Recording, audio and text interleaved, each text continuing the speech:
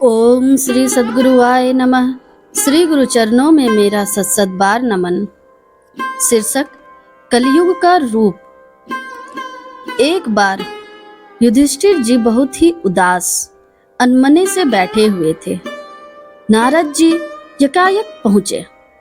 उन्होंने युधिष्ठिर से पूछा, महाराज आप इतने उदास अनमने से क्यों हैं? युधिष्ठिर ने कहा, नारद क्या आपको पता नहीं है कि कलयुग का आगमन हो चुका है? मैं सोचता हूँ कि हमारे राज्य में कलयुग यह बहुत ही दुखद लगता है, अंत से हाहाकार करने लग जाता है। नारद जी ने कहा, मैंने भी सुन रखा है कि कलयुग का प्रवेश हो चुका है, पर क्या कलयुग से आपकी मुलाकात हुई? युधिष्ठिर जी ने कहा, हाँ कल की बात है। घोड़ों का एक व्यापारी हमारे राज्य हस्तिनापुर में प्रवेश किया। उसके पास इतने सुंदर सुंदर घोड़े थे कि हमारे चारों भाई ललच गए।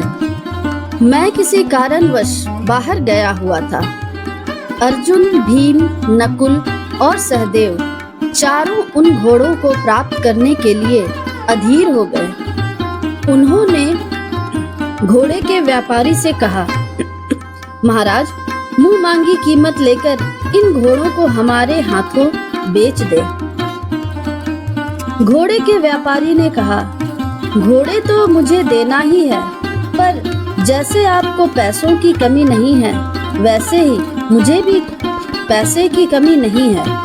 मैं इन घोड़ों को मुफ्त में ही दे सकता हूँ, यदि मेरे प्रश्नों का सही तुम जवाब दे सको, और यदि तुम मेरे प्रश्नों का सही जवाब ना दे सको तो तुम्हें मेरे कैद खाने में कैद हो जाना होगा। अगर यह शर्त मंजूर हो तो कहो, मैं तुमसे प्रश्न करता हूँ। मेरे चारों भाइयों ने कहा, कहो कौन सा प्रश्न है? घोड़ों के व्यापारी ने कहा, जब मैं आ रहा था तो मैंने देखा कि एक गहरा कुआं है और उसके बीचों बीच एक पैसा लटक रहा है। उस एक पैसे के सहारे से 100 मन लोहे लटक रहे हैं और वे झूल रहे हैं। वे कब गिर जाएंगे पता नहीं। बताओ कि वह एक पैसा क्या है और 100 मन लोहा क्या है? पहले भीम से पूछा गया। भीम का सिर चकरा गया। उन्होंने अपने सभी भाइयों से पूछा, क्या इसका उत्तर तुम लोग जानते हो? सभी भाइयों ने नकारात्मक सिर हिला दिया।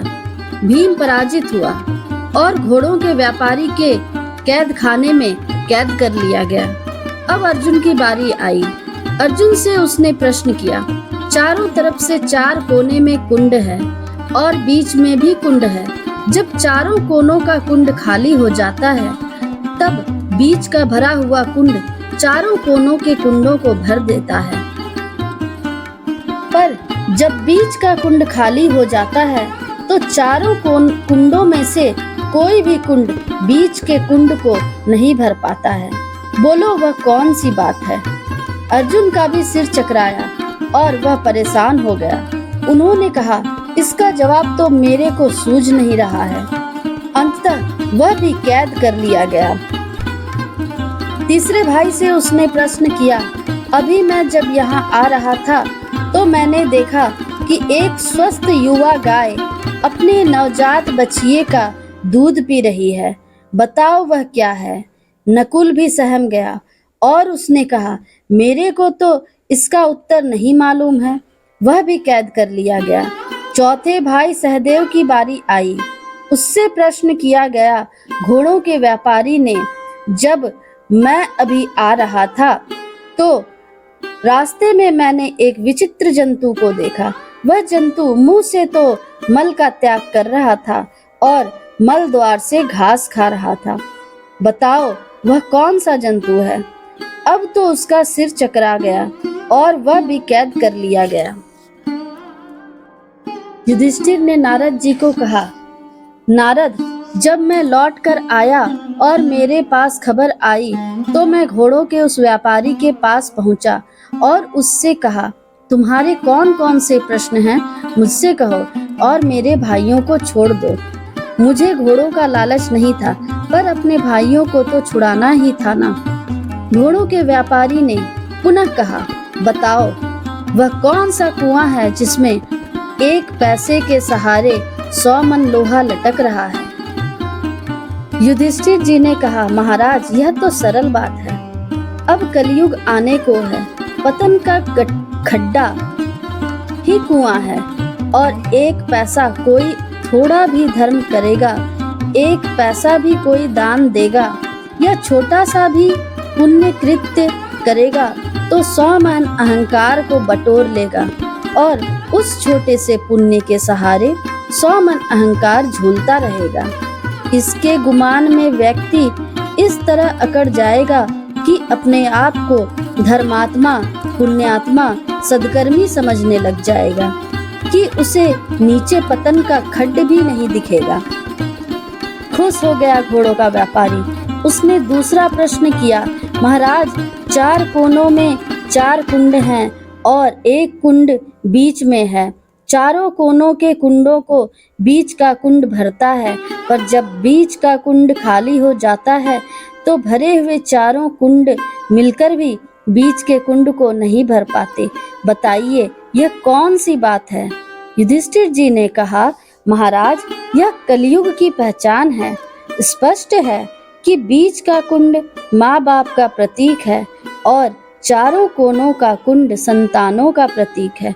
माँ बाप एड़ी चोटी एक करके अपनी संपूर्ण ऊर्जा को देकर, अपनी संपूर्ण अस्मिता को झोंक कर बच्चों को पढ़ाते लिखाते बड़ा करते, पालते पोसते हैं। उन्हें पैर पर खड़े होने का सारा जुगाड़ बैठाते हैं। पागल पागल बने रहते हैं बच्चों के लालन पालन में, लेकिन जब वृद्धावस्था आती है और बीच का कुंड खाली हो जाता है, यानी जब वे बूढ़े हो जाते हैं, कमाने में असमर्थ हो जाते हैं, कुछ करने के लायक नहीं रहते, उस समय अगर उनके 4 बच्चे हैं तो चारों मिलकर भी बीच के कुंड को भरने से कोतराही बरतते हैं। इससे दूर भागना चाहते हैं। कोई भी बीच के कुंड को भरने के लिए उत्सुक नहीं होता और बीच का कुंड खाली का खाली रह जाता है। यह तो कलयुग की पहचान है महाराज। माँ बाप तो बच्चों के लिए जान छिड़केंगे, पर बच्चे जब बड़े हो जाएंगे तो वे अपना परिवार समझेंगे मात्र अपनी पत्नी और बच्चे को, और अपने वृद्ध माता पिता के प्रति कोई जिम्मेवारी नहीं लेना चाहेंगे। 4 भाई होंगे तो चारों लड़ेंगे। वे कहेंगे, अरे ये बूढ़ा बूढ़ी केवल मेरे ही माँ बाप थोड़े हैं, तुम लोग के भी तो हैं। तुम लोग क्यों नहीं खिलाते पिलाते हो? मेरा अपना ही इतना बड़ा परिवार है। बच्चों को पढ़ाना लिखाना, उनकी देख रेख करना, मैं स्वयं परेशान हूँ। अपना खर्च तो चलता ही नहीं, तो फिर इन बूढ़ों को सिर पर कैसे उठा लूं? ये मेरे बस की बात नहीं। तुम लोग ज्यादा कमाते हो, तुम लोग रखो। बंटवारा के समय में लगेगा कि सभी बराबर बराबर हिस्सा लें। बाप की कमाई को बटोरने में लगेगा कि 1 पैसा भी अंतर न आवे। उनकी संपत्ति को लेने में समय तो हम उनके बेटे बन जाएंगे, लेकिन सेवा के समय हम उनके दुश्मन बन जाएंगे। पड़ोसी वाले लोग भले ही देख जाएं, सहानुभूति के 2 लफ्ज कह जाएं, पर बेटे लोग नहीं कहेंगे। खुश हुआ घोड़ों का व्यापारी। उसने अपना तीसरा प्रश्न किया, महाराज मैं आ रहा था तो रास्ते में एक गाय मिली जो अपने नवजात शिशुओं का दुग्ध पालन कर रही थी। कौन है वह? युधिष्ठिर ने कहा, महाराज यह भी कलयुग की पहचान है। जैसे वृद्ध गाय अपनी बछिया का दूध पी रही है, वैसे ही कलयुग आएगा तो लोग अपने बेटों का व्यापार करेंगे, अपने बेटों की बोली लगाएंगे, कहेंगे मेरे बेटे का मोल 5 लाख है। कोई 5 लाख दे दे तो भेड़ बकरी से भी अपने बेटे का ब्याह करने को तैयार रहेंगे। अगर 10 लाख दे दो तो पढ़ी लिखी ना हो, पागल हो, गूंगी हो, अंधी हो, सब चलेगा। बिना दहेज का हमें बुद्धिमान सुसंस्कारी कन्या भी नहीं चाहिए। इस तरह बाप अपने बेटे को दांव पर लगाएंगे और धन के लिए बाप को अपनी बेटी का अगर वृद्ध से भी विवाह करना पड़े तो वो भी कर गुजरेगा। घोड़ों का व्यापारी खुश हुआ। उसने चौथा प्रश्न किया, कहा, वह कौन सा जानवर है जिसे मैंने अभी रास्ते में देखा, जो मुंह में से मल त्याग कर रहा था और मल द्वार से घास खा रहा था। युधिष्ठिर ने कहा, कलयुग आ रहा है, वह दूसरा कोई नहीं, आज के संगीतकार, साहित्यकार, कथाकार, लेखक ही हैं। वे विशिष्ट जानवर जो मुंह से तो मल त्यागेंगे, मतलब मुंह से तो केवल गंदगी को ही उगलेंगे। देखो ना, अभी प्रचारित है सिनेमा, उसके संगीत को देखोगे तो उसमें से केवल मल की ही बदबू आएगी। मानवीय मस्तिष्क को उन्नत बनाने के लिए कुछ भी नहीं किया गया है, उसमें वे लोग केवल मल ही उगलते हैं। साहित्य को उठाकर देखो या कोई भी लेख कविता को उठा के देखो या संगीत को ही सुनो। पहले तो 10 रस माने जाते थे, अब तो केवल एक ही रस बचा है, वह रस है काम का रस। लोगों के भीतर पशुता को उभारना, कामुकता को भड़काना, वासना का तांडव उसके भीतर नृत्य करने लग जाए, ऐसा आयोजन करना। उन्होंने कहा, कलयुग के लेखक संगीतकार ही हैं, वे जो मुंह से तो मल त्याग करेंगे और मल द्वार से घास खाएंगे, यानी गंदे साहित्य, संगीत, कहानी, कथा आदि से धन कमाएंगे। युधिष्ठिर के द्वारा प्रश्नों का जवाब सुनकर घोड़ों का व्यापारी खुश हुआ।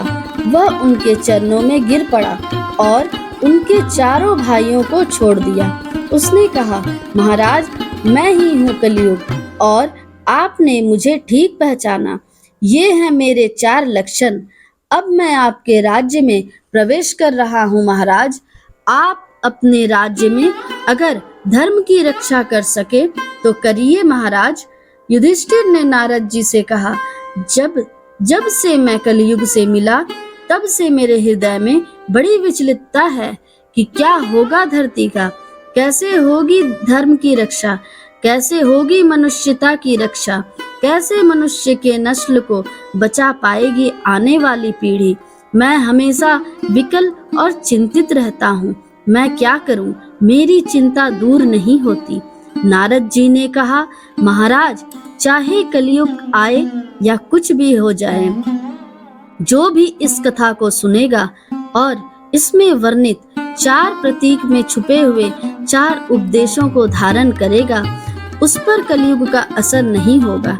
यह सुनकर युधिष्ठिर को थोड़ी सांत्वना मिली।